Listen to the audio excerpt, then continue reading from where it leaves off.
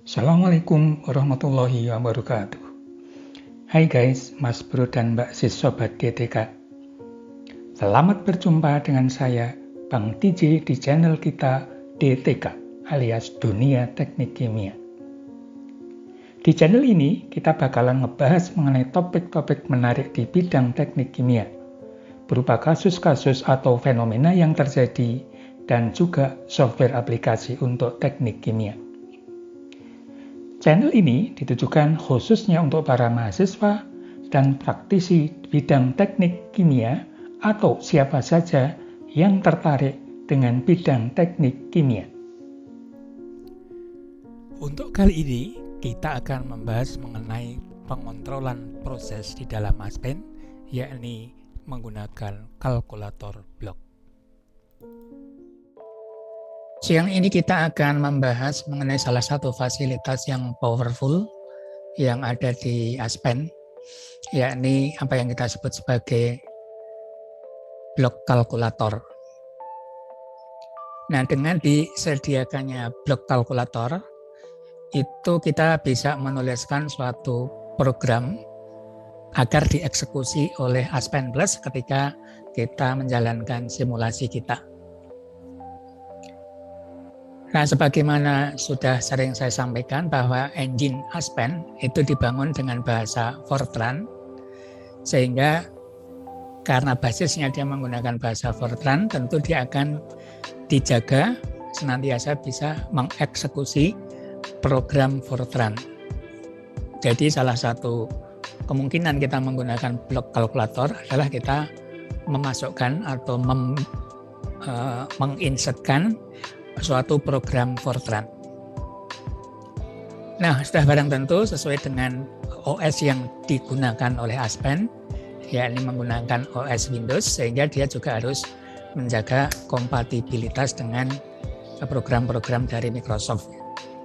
Nah, dalam hal ini, termasuk salah satu tool perhitungan yang sangat penting dan powerful adalah dengan Excel. Nah, salah satu keunggulan dengan penggunaan Excel sudah barang tentu kita bisa memanfaatkan power yang ada dari Excel itu sendiri, bahwa dia merupakan spreadsheet teknologi, di mana di dalamnya kita bisa melakukan perhitungan-perhitungan yang panjang dan rumit, serta melibatkan berbagai fungsi-fungsi khusus. Nah, Excel menyimpan fungsi-fungsi khusus tersebut, sehingga kita tinggal menggunakan. Nah, secara umum, blok kalkulator ini akan kita bisa jadikan sebagai alat untuk mengontrol proses kita atau sebagai feed forward control. Yakni bahwa kita akan melakukan setting sesuatu nilai itu berdasarkan nilai dari upstream-nya.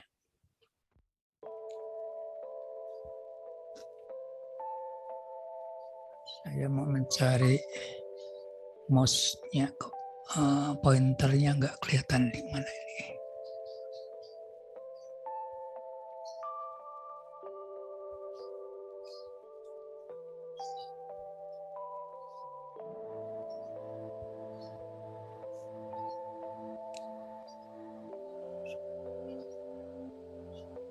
Pointer saya tidak kelihatan.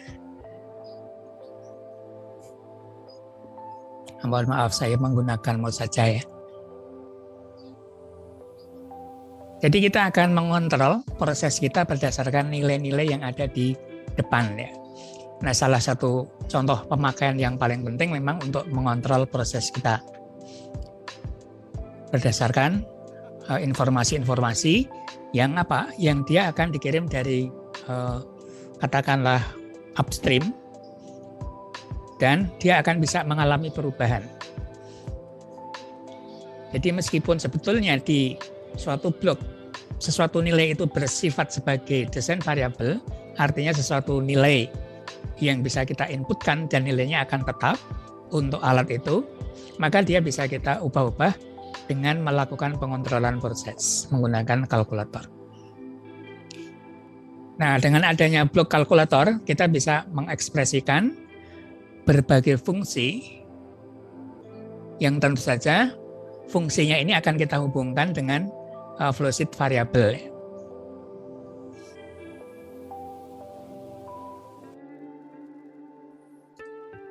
Baik, kita lanjutkan. Jadi kita bisa mengekspresikan fungsi apapun sesuai dengan tujuan kita untuk mengontrol proses ataupun menghitung terkait dengan analisis.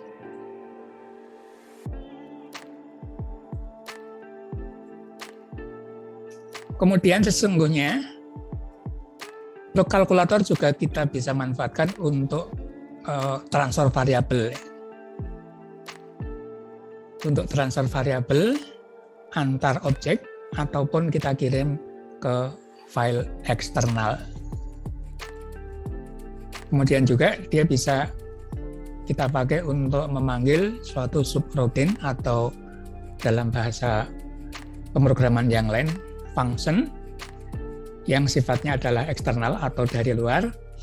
Nah, tetapi untuk bisa berkomunikasi dengan file keluar itu Aspen memerlukan compiler Fortran. Nah, ini yang menyebabkan tidak bisa sembarang ya. Artinya karena dia menghendaki adanya Fortran ketika kita mau melibatkan pemanggilan suatu subroutine. Nah, kemudian dia juga bisa seringkali digunakan untuk menulis keluaran ke control panel ya. Kalau ke control panel ini tidak membutuhkan compiler, kita bisa langsung karena di sana akan menggunakan interpreter yang ada di Aspen. Nah, tetapi kalau menulis ke file di luar, maka kita membutuhkan compiler dari Fortran-nya. Nah, sebagai contoh, salah satu pengontrolan proses akan kita lihat di sini. Ini misalnya suatu flowsheet di mana kita akan memasang ada reaktor, kemudian ada heater, kemudian ada pemisah. Misalnya menara destilasi. Nah, salah satu contoh penggunaan blok kalkulator untuk mengontrol proses akan kita terapkan pada salah satu desain variabel yang ada di heater atau cooler, yakni pressure drop. Pressure drop yang ada di heater atau cooler di dalam suatu alat HE, maka dia akan merupakan suatu input. Karena dia input, maka nilainya harus kita masukkan. Nah, karena nilainya berupa masukan, maka kalau kita tidak melakukan pengontrolan, maka nilainya akan selalu tetap meskipun flow-nya itu kita rubah-rubah. Misalnya kapasitas kita rubah. Atau tingkat pemisahan di sini berubah, yang akan menyebabkan tingkat recycle-nya berubah. Jadi ketika flow yang masuk di arus 5 maupun arus 1 berubah, maka sudah barang tentu properti yang akan mengalir di dalam flowsheet ini juga akan berubah. Nah, termasuk pressure drop dari HE sendiri tentu saja akan mengalami perubahan. Karena kita tahu bahwa pressure drop dalam suatu HE itu akan dipengaruhi oleh satu faktor konfigurasi dan dimensi alat. Dimensi tentu saja misalnya berapakah diameter tube-nya kalau kita bicara pressure drop di tube. Kemudian tingkat kekasaran. Kemudian itu dari sisi apa? Dari sisi dimensi alat. Kemudian juga dipengaruhi oleh sifat-sifat dari fluidanya ya. Entah itu viskositas, densitas, dan seterusnya yang nanti saudara ingat dia akan masuk di bilangan Reynolds dan bilangan Prandtl untuk fenomena transfer panas. Kemudian juga flow juga akan berpengaruh, flow atau kecepatan, di mana dia akan mempengaruhi bilangan Reynolds. Nah, itu semua perubahan-perubahan tadi sudah barang tentu akan mempengaruhi pressure drop. Nah, disinilah kita akan memanfaatkan blok kalkulator untuk menghandle adanya perubahan-perubahan variabel proses. Nah, di sini kita akan mengambil efek dari kecepatan aliran yang masuk ke HE atau cooler kita. Nah, kita bisa mengambil flow rate ataupun dalam bentuk massa, tidak masalah, tergantung nanti kita menyesuaikan sesuai dengan kebutuhan dan perhitungan yang mau kita lakukan. Nah, kita akan melakukan pengambilan suatu variabel flow sheet, volumetric misalnya, atau V. Nah, ini variabel ini kita import. Jadi nanti dia kita sebut sebagai import variable. Setelah kita ambil, maka kemudian flow rate atau volumetric ini akan kita olah di blok kalkulator untuk menghasilkan pressure drop yang sesuai. Nah, setelah pressure drop kita hitung, dari blok kalkulator akan dikirimkan ke blok cooler kita, yakni B2. Nah, di sini pressure drop-nya itu kita sebut sebagai export variable. Dan itu yang akan digunakan oleh blok B2. Jadi meskipun di tampilannya DP-nya kita isi dengan sesuatu angka, maka nanti sesungguhnya angka itu tidak akan digunakan. Karena angkanya yang akan digunakan adalah hasil hitungan dari blok kalkulator. Selanjutnya, setelah DP dimasukkan di blok B2, maka blok ini akan dieksekusi untuk menghasilkan stream 3. Demikian seterusnya, kemudian memutar karena ada recycle. Jadi di sini, HI kita memerlukan informasi pressure drop yang dia sebagai desain variabel harus kita masukkan sehingga nilainya tetap. Nah, karena sesungguhnya proses realistis di alamnya dia tidak tetap, akan dipengaruhi oleh kecepatan, maka kita buat dia menjadi fungsi dari V. Setelah V kita ambil, kita hitung DP, kemudian DP kita kirim ke blok B2. Nah, ini alur cerita dari pengontrolan proses. Dalam hal ini kita ingin apa? Ingin mengontrol pressure drop dari suatu alat perpindahan panas. Bisa cooler maupun bisa heater. Nah, jadi secara skematis di dalam perhitungan blok kalkulator, kita akan mengimpor variabel V. Kemudian di dalam blok kalkulator mungkin kita harus menghitung berbagai variabel yang sifatnya lokal, yakni misalnya A, dia kita hitung dengan fungsi 1 dari V, kemudian kita harus menghitung B dulu sebagai F2, kemudian kita harus menghitung C dari F3. Nah, baru kemudian kita bisa menghitung persamaan untuk DP-nya sebagai fungsi dari ABC. Program ini bisa kita tulis dalam bahasa Fortran, tapi juga bisa kita nyatakan dalam Excel. Nah, apa keunggulan dari Fortran? Keunggulan dari Fortran, dia cukup membutuhkan, kalau untuk kasus-kasus sederhana, artinya tidak membutuhkan statement-statement yang khusus, tetapi statement-statement sederhana, maka Aspen itu sudah ada interpreter dari Fortran, sehingga akan langsung dieksekusi. Nah, dalam hal ini kita punya keuntungan bahwa beban memorinya itu sangat ringan, ya. Sehingga perhitungannya akan jauh lebih ringan, jauh lebih sederhana, lebih efektif. Nah, tetapi Fortran memiliki keterbatasan karena dia adalah compiler untuk general programming, untuk pemrograman umum. Dia tidak memiliki fungsi-fungsi yang spesifik. Dia hanya punya fungsi-fungsi yang umum, ya, terkait dengan perhitungan matematik. Misalnya ya, eksponensial, logaritmik, sinus, kosinus, tangen, dan seterusnya. Nah, sedangkan Kalau kita misalnya membutuhkan fungsi-fungsi spesifik yang sangat khusus, misalnya saudara mengenal adanya bilangan-bilangan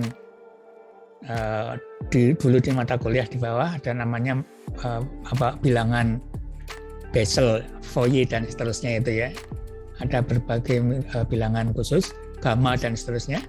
Nah di Fortran tidak ada. Tapi Excel ini memiliki fungsi-fungsi khusus. Nah, apalagi misalnya fungsi-fungsi terkait dengan statistik, fungsi-fungsi terkait dengan finansial, itu Excel sudah ada. Bahkan sebagai salah satu spreadsheet teknologi, Excel memiliki fungsi-fungsi khusus terkait dengan pengolahan data di spreadsheet. Nah, itu tidak dimiliki oleh Fortran. Sehingga kalau misalnya kita memiliki banyak data yang harus kita olah, harus kita seleksi, kita pilih, kalau dengan menggunakan Fortran kita akan lebih kesulitan, maka penggunaan Excel akan jauh lebih mudah untuk digunakan. Nah, di sisi yang lain, sudah barang tentu karena Excel harus mengaktifkan Microsoft Excel, maka beban memorinya akan menjadi jauh lebih berat.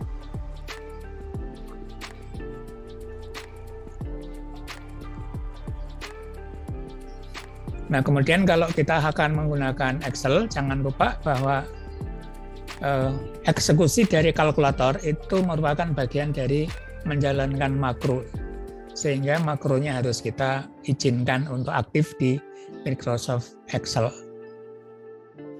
Kemudian kita akan mendefinisikan variabel-variabel flowsheet apa yang kita ingin ambil atau kita impor, kemudian variabel apa yang akan kita ekspor. Nah, tadi kita akan mengimpor flow rate ya, atau kecepatan alir, kemudian kita akan mengekspor pressure drop.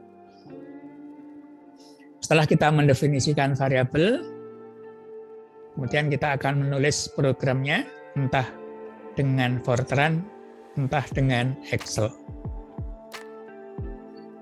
Nah, setelah program kita tulis, nah sudah barang tentu kalau kita menggunakan Fortran, saudara harus memahami kaidah-kaidah penulisan bahasa Fortran.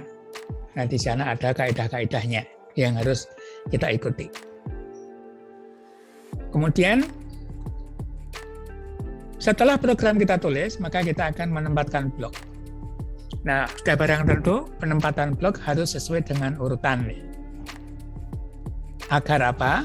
Ketika kita mengeksekusi kalkulator, itu variabel yang kita impor itu sudah ada nilainya. Kalau kita akan mengimpor sesuatu variabel, sementara kita menaruh blok kita jauh dari variabel tersebut atau stream mana yang muat variabel tersebut, dan dia ada di belakang, nah barang tentu kalkulator tidak akan bisa dieksekusi. Nah, salah satu cara yang paling gampang untuk menghindari masalah adalah kita menggunakan fasilitas sebagai ekspor dan impor. Nah, ini cara paling gampang.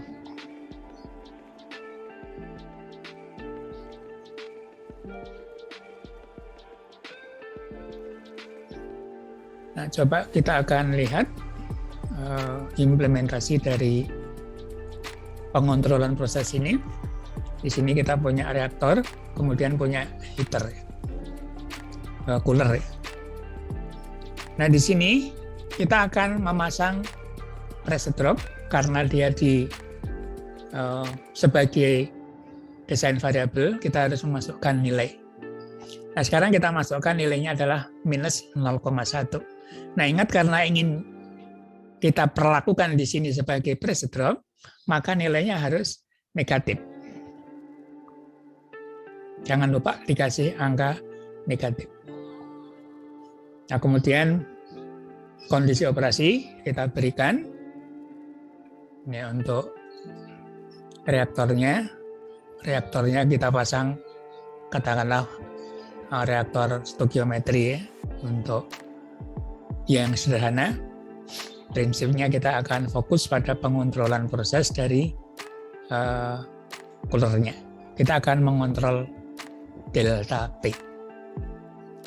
Nah, untuk keperluan ini, kita akan mendefinisikan blok kalkulator, di mana dia berada pada bagian flow seating option. Di sana ada blok kalkulator. Kalau belum ada, kita buat lewat fasilitas new. Nah, tinggal kita beri nama sesuai dengan fungsinya untuk apa. Kalau nanti kita akan punya banyak blok kalkulator sehingga memudahkan identifikasi. Setelah kita definisikan, kemudian pertama kita akan mendefinisikan variabel apa saja yang akan kita ambil.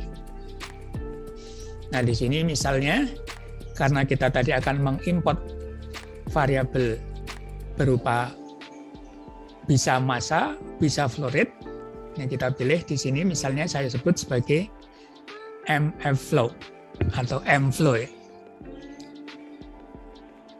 Kita punya beberapa variabel yang perlu kita ambil. Mass flow ini, kemudian kita akan mengambil densitas karena kita mau menghitung volumetrik. Kita ambil mass flow, kemudian diambil densitas, tapi bisa juga kita langsung mengambil volume ya. Kemudian kita juga definisikan dP, dP-nya adalah pressure drop yang akan kita definisikan, kemudian viskositas. Nah, kita beri nama di definisi, tinggal kita ketikkan di sini, kasih nama. Kalau belum ada atau belum kita buat. Nah, kemudian kita definisikan. Misalnya mflow adalah kita ambil dia sebagai statusnya import variable. Nah, kita pilih di sini. Dia merupakan stream variable dari berbagai pilihan yang ada. Dia merupakan stream variable. Streamnya apa? Dari react out, keluar dari reaktor. Kemudian variabelnya adalah mass flow dengan satuan tertentu. Nah, kemudian kita akan mendefinisikan variabel terkait dengan densitas. Dia stream yang sama. Kemudian dia adalah density. Ini juga sebagai input variabel karena akan kita ambil. Selanjutnya kita akan mengambil variabel yang lain lagi adalah viskositas. Dia sebagai input variabel. Dia adalah viskositas karena kita akan pakai untuk menghitung bilangan Reynolds. Nah, selanjutnya variabel dP. dP-nya adalah blok variabel. Dia punyanya blok apa? Punyanya cooler. Variabelnya adalah pressure. Kita bisa memilih sebagai blok variabel. Bloknya apa? Dia punyanya cooler. Variabelnya apa? Nah, dia punya specified pressure. Nah, karena ini akan kita kirim, maka kita state sebagai export variable. Nah, kemudian kita harus letakkan di mana? Kita bisa meletakkan pertama kali, terakhir kali, belum suatu alat, atau setelah suatu alat, atau kita bisa menggunakan cara yang paling gampang, pakai import dan export.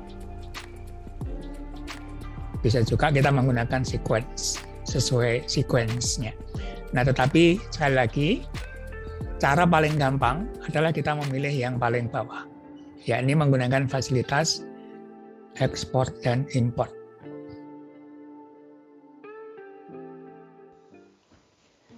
Oke Mas Bro dan Mbak Sis Sobat DTK, sampai di sini untuk video kali ini. Jika Sobat merasa video ini bermanfaat, silahkan di-like dan share kepada rekan dan koleganya agar kemanfaatannya lebih besar dan meluas. Dan agar tidak ketinggalan dengan video-video terbaru kami, jangan lupa dipencet tombol merah subscribe-nya. Insya Allah, Sobat juga akan memperoleh pahala jariah dari siapapun yang ikut mengambil manfaat dari channel ini. Dengan subscribe, Sobat DTK telah ikut membangun channel ini agar terus hadir membahas topik-topik menarik lainnya.